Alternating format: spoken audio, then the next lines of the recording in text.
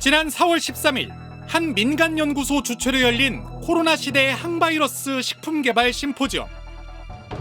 여기서 남양유업 불가리스가 코로나19 바이러스 저감 효과가 있다는 연구 결과가 발표됐습니다.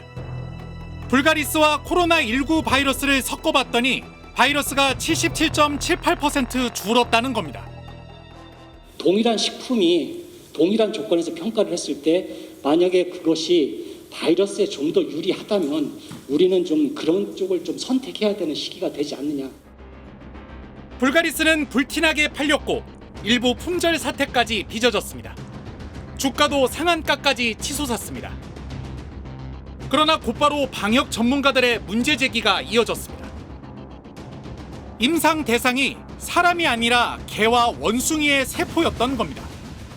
연구의 방식 자체가 어떻게 보면 우리 몸에 들어온다라는 것이 아니고 바이러스를 유산균 음료에 담궈뒀을 때 얼마나 줄어들지에 대한 연구였거든요.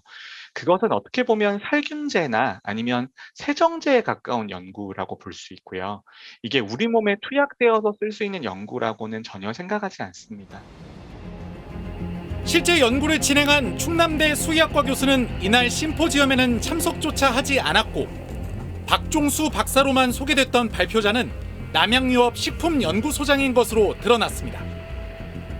여기에 연구비와 심포지엄 장소 대관비까지 모두 남양유업이 된 사실도 밝혀졌습니다. 학술대회가 아니라 불가리스를 띄우기 위한 남양유업의 홍보 행사에 불과했던 겁니다. 이런 진상이 밝혀지자 남양유업의 주가는 사흘 내리 폭락했고 이번엔 불매운동이 벌어졌습니다. 우리 법은 의약품이 아닌 식품을 질병 예방이나 치료 효능이 있는 것처럼 광고하는 행위를 금지하고 있습니다. 결국 식약처가 식품표시광고법 위반 혐의로 남양유업을 고발했고 경찰은 남양유업 본사를 압수수색했습니다. 여기에 세종시가 생산량의 40%를 차지하는 남양유업 세종공장에 대해 2개월의 영업정지를 통보했습니다. 다급해진 남양유업. 불가리스 사태 3주 만인 지난 5월 4일 홍원식 회장이 느닷없이 기자회견을 자청했습니다. 그간 숱한 논란에도 앞에 나서지 않았던 홍원식 회장은 울먹이는 목소리로 사과부터 했습니다. 당사의 불가리스와 관련된 논란으로 실망하시고 분노하셨을 모든 국민들과 현장에서 더욱 상처받고 어려운 날들을 보내고 계신 직원, 대리점주 및 낙농가 여러분들께 진심으로 사과드립니다.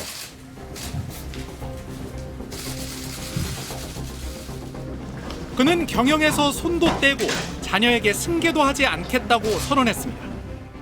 이 모든 것에 책임을 지고자 저는 남양유업 회장직에서 물러나겠습니다. 자식에게도 경영권을 물려주지 않겠습니다.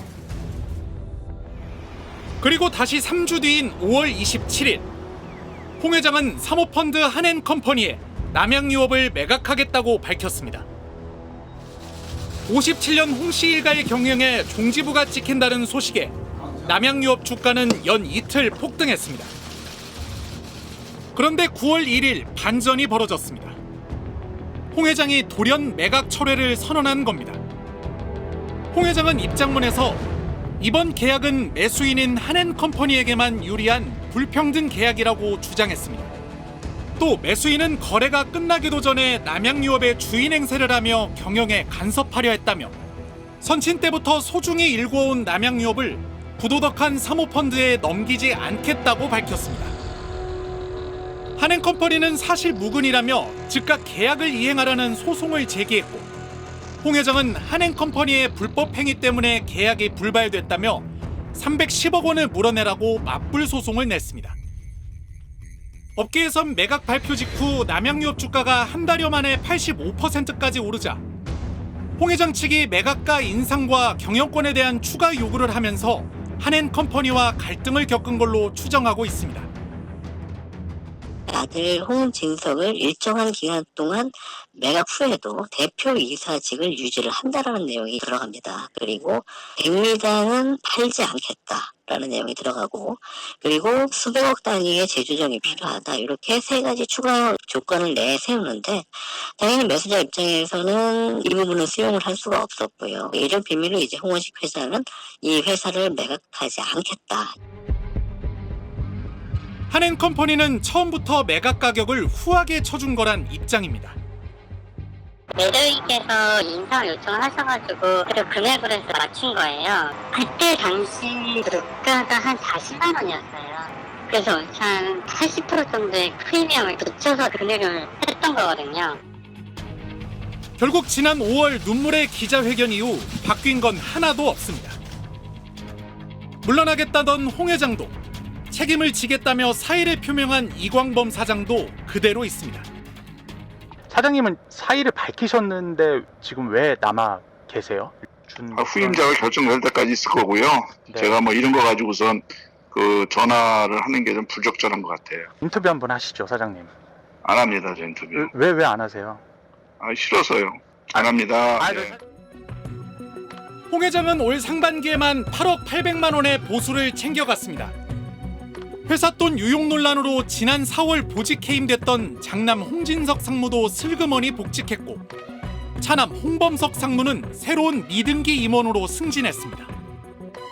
사태의 책임을 진 건 불가리스 효능 발표를 했던 남양유업 연구소장 정도입니다. 전 장 바이러스 연구소장 그만두고 퇴사한 지 3개월 넘었어요. 불가리스 관련돼가지고 긍정적인 측면을 분명히 가지고 발표했는데 다르게 보는 시각에 대한 부분에 대해서는 취재하지 않습니다. 남양유업은 홍 회장의 지분을 매각한다는 계획엔 변함이 없다며 이번 달 주주총회에서 경영 쇄신안을 논의할 예정이라고 밝혔습니다. 아니 그럼 눈물의 기자회견은 보여주기를 위한 쇼였습니까? 이동경 기자. 네. 그럼 홍 회장이 남양유업을 팔겠다는 겁니까? 안 팔겠다는 겁니까? 네, 일단은 남양유업과 한앤컴퍼니 사이 법적 공방이 이어질 전망인데요. 이 남양유업은 계약 무산의 책임이 한앤컴퍼니에 있다며 300억 원대 손해배상 소송까지 제기해 놓은 상태입니다. 네, 그러면 스스로 퇴진하겠다, 자식한테 경영권도 물려주지 않겠다, 이런 약속도 지금 봐선 지켜지지 않을 가능성이 높아 보이는데, 이래서 소비자나 주주들의 신뢰를 되찾을 수 있겠습니까? 네, 사실 남양유업은 매출이 2012년을 정점으로 계속 하락세입니다. 매출 1조 원을 돌파한 기업이 이렇게 위기에 빠진 데엔 소비자들을 등 돌리게 만든 비윤리적 영업 방식이 큰 몫을 했다는 분석이 많습니다.